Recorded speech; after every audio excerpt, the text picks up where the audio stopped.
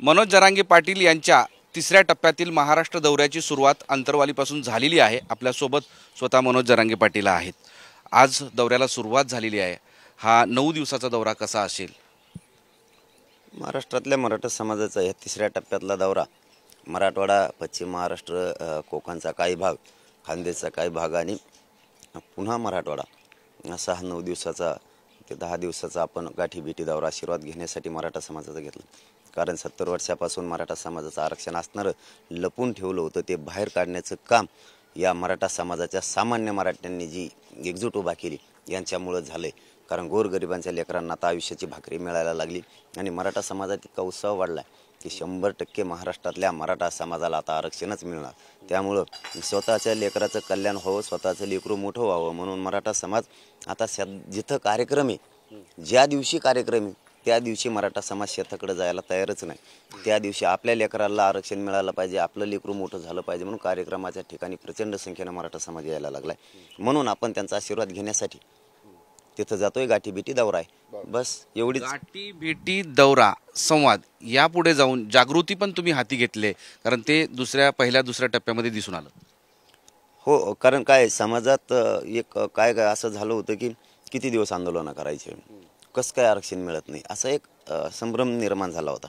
पण हे आंदोलन इतकं ताकदीनं आणि एवढा मोठा उठाव झाला की करोडोना मराठे याच्यात एकत्र आले आणि नोंदी सापडायला लागल्या। नोंदी सापडायला लागल्यामुळं आज एका जिल्ह्यात काही जिल्ह्यांनी 2 लाख सापडल्यात, काही 5,000 सापडल्यात, काही 2,000 सापडल्यात, काही 20,000 सापडल्यात। आता याचं रूपांतर प्रचंड मोठं होणार आहे, कारण याच्या कितीतरी पटीत ते प्रमाणपत्र मिळणार आहे। त्यामुळे प्रत्येक मराठ्यांना आता असं वाटतंय की 24 डिसेंबरला कायदा पारित होणार आहे आणि महाराष्ट्रातल्या सरसकट मराठ्यांना आरक्षण मिळणार आहे। जर नोंदी सापडल्या नसत्या तर संभ्रम होता, पण ते सापडल्यामुळे मराठा समाज प्रचंड उत्साह आहे आणि मराठा समाजाला आता पक्क कळालं की आपल्या लेकराचं आता कल्याण झालं। नोंदीबाबत तुम्ही जागृत केलात आणि ती जागृती आणखी वाढवण्याचा प्रयत्न तुमचा आहे। हो, कारण जागृती याच्यासाठी वाढवायची की आमची सुद्धा कसोटी आहे 24 डिसेंबरपर्यंत मराठा समाजाची। आपण जितके ताकदीने एकजूट राहू तितकं आपल्या घराघरातल्या लेकरांचं कल्याण होणार आहे। आता लोकांसाठी लढण्यापेक्षा किंवा राजकारण्यांना मोठं करण्यापेक्षा आपल्या लेकरांना मोठं करण्यासाठी जर आपण एकजूट आणखी ताकदीनं वाढवली तर 24 डिसेंबरपर्यंत मराठ्यांनी घराघरातल्या जरी एकजुटीनं आले तर आपल्याच लेकराचं कल्याण होणार आहे आणि ते मराठा समाजानं करणं आवश्यक आहे। म्हणून आम्ही एकमेकाच्या गाठीभेटी घेतो आणि मराठा समाजही तितक्याच ताकदीनं जमतोय, तोही आता कमी पडलेला नाही आहे, तोही प्रचंड ताकदीनं कार्यक्रम आहेत त्या ठिकाणी येतोय स्वतःचे कामं सोडून। आक्रमकपणे तुम्ही ओबीसीतून आरक्षण द्या अशी मागणी केल्यानंतर जरांगे पाटील वर्सेस ओबीसी नेते असं महाराष्ट्रात दिसत आहे। अशा स्थितीमध्ये आणखी काही जण एक वेगळा मुद्दा समोर आणतायत की हे नकोय, ईडब्ल्यूएस मधून आरक्षण द्या। कोल्हापुरात असेल किंवा काही ठिकाणी बैठकाही झालेल्या आहेत।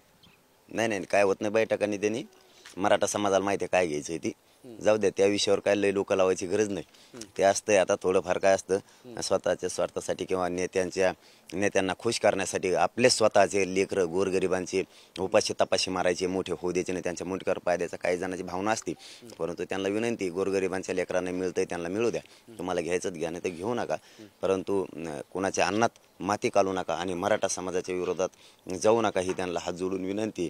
आणि ओबीसी नेते आणि दुसरा तुमचा मुद्दा आहे की ओबीसी नेत्यांचा आणि आमचा काही विरोध नाही।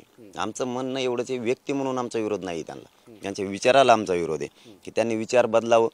जसं मराठ्यांना इथून पाठीमागं 70 वर्ष वाटलं गोरगरीब ओबीसी बांधवांच्या लेकराचं कल्याण झालं पाहिजे, तसंच आता त्यांनाही वाटलं पाहिजे की गोरगरीब मराठ्यांचं लेकरांचं कल्याण होऊ द्या। पण आता ते विचारात बदल करत नाहीत, त्यामुळे आमच्या त्यांच्या विचाराला फक्त विरोध आहे, व्यक्ती म्हणून विरोध नाही। आणि ओबीसी बांधव आमच्यासोबत आहे ना, नेत्याला किती उड्या हाणून द्या तुम्ही, काय होत नाही आमचं त्यांचे। तुम्ही आता म्हणाले की गोरगरीब मराठ्यांच्या लेकरांच्या ताटात माती कालवू नका, ते कालवणारे कोण आहेत, का प्रयत्न करतात असं नाही? मग आता काय सत्ता उपभोगायची म्हणल्यावर गोरगरिबांचंच वाटोळं करायला लागतं। कारण मराठ्यांनी खूप मोठी एक चूक त्या काळात केली की आपले म्हणून यांना मोठं केलं 70 वर्ष या राजकीय नेत्यांना। आज हेच राजकीय नेते आमच्या लेकरांना मोठं करण्याची वेळ आली तर जाणून बुजून विरोध करायला लागले आणि आता मात्र हे मराठा समाजात लक्षात आलं की आपण खरंच खूप मोठी चूक केली की हे आपले म्हणून यांना मोठं केलं, परंतु हे आता आपले म्हणून आपल्या लेकरांच्या मदतीला येत नाहीत तर आरक्षणाला विरोध करायला लागले। त्यामुळे आम्हाला त्यांच्या विरोधानं आता काय होणार नाही। ते नावं 24 डिसेंबरला मी यादी काढून ठेवतो, आम्ही सुरू केली। तुम्हाला हॉस्पिटलला असतानाच मी सांगितलं होतं की आता आम्ही ती यादी सुरू केली, हे कोण कोण आहेत, मग त्यांना कळन आपलं घराचं दार कसं लावावं लागतं. 2 नोव्हेंबरच्या सायंकाळी जे काही आश्वासन दिलं होतं सरकारकडून ते 24 डिसेंबरपर्यंत पूर्ण होईल का नाही हा भाग वेगळा आहे. पण त्या काळात तुम्हाला एक पत्र देणार होते, ते अजून पत्र तुमच्यापर्यंत पोहोचलं नाही. ते शिष्टमंडळ पण गायब आहे. ते इमानातच बसायला कुणी नाही म्हणते. सह्या ते म्हणते सगळं लिहिलंय, मुख्यमंत्र्याला वाचायला लिहिलंय, सही कुणी करायची असं लफडं चालू आहे. ते सही करायला आता त्यांना आणि मी वाचल्याशिवाय बी घेणार नाही. ते आपल्याला अनुस्वार चुकला तरी जमत नाही. मग त्यामुळे ते त्यांच्या तोंडाने सांगतात होईन 2 दिवसात थांबा. आता काल आले ते जाऊ दे, आता एवढे दिवस आणखीन 2 दिवस विश्वास ठेवू, नाही तर मग त्यांना आमच्या भूमिकेवर आम्ही येणारच आहेत. या दौऱ्याच्या वेळेस तुम्ही शिवनेरी आहे, रायगड आहे, अनेक ठिकाणी देवींचं दर्शन घेणार आहात. मला लास्ट टाइम असं म्हणाले होते की आरक्षण मिळेल आणि मिळालं की इथून गुलाल उधळत असा पळत सुटेन रायगडापर्यंत पोहोचेल. पण आता तुम्ही रायगडावर जाऊन शिवरायांना काय साकडं घालणार आहात? आम्ही कोल्हापूरला आता जे दौरा सुरू आहे, कोल्हापूरच्या राजश्री शाहू महाराजांचं अभिवादन करून त्यांचा आशीर्वाद घेऊन या 3ऱ्या टप्प्यातल्या दौऱ्याची सुरुवात करतो आम्ही. जाताना फक्त मध्ये चाललोत रस्त्यानं म्हणून कार्यक्रम घेत चालत, पण या दौऱ्याचा शुभारंभ कोल्हापूरपासून आहे आणि रायगडाच्या चरणी नतमस्तक होऊन विजय आम्हाला प्राप्त होणार आणि आम्ही ज्या मनातून बोललेलो आम्ही इथून तिथं जाणार. स्वप्न आमचं मराठ्यांचं, करोडो मराठ्यांचं 100% साकार होणार आहे आणि आम्ही त्यावेळेस जाणारच. 2ऱ्या टप्प्यातील दौऱ्याचा समारोप एका विराट सभेनं झाला होता. 3ऱ्या टप्प्यातील दौऱ्याचा समारोप कसा होणार आहे आणि तो कुठे होणार आहे? नाही, आता नाही सभा घेणार आम्ही तशी, कारण ती खूप झाली आता.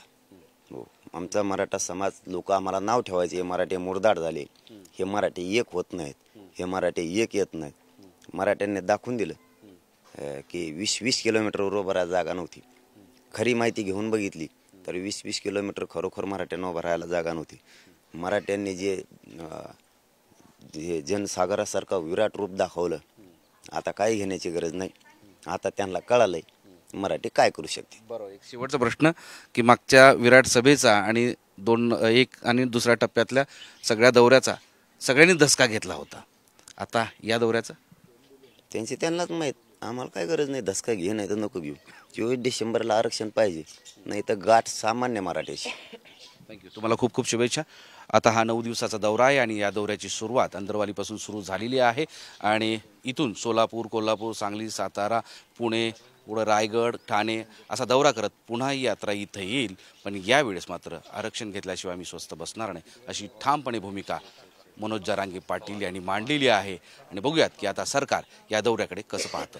मोहम्मद इरफानसह माधव सावरगावे, साम TV, अंतरवाली, सराटी. देश विदेशातील प्रत्येक घडामोडींचे लाईव्ह अपडेट मिळवण्यासाठी आता साम टीव्हीच्या सर्व सोशल मीडिया प्लॅटफॉर्मला लाईक, फॉलो आणि सबस्क्राईब करा. तसंच सर्व नोटिफिकेशनसाठी बेल आयकॉन प्रेस करायला विसरू नका.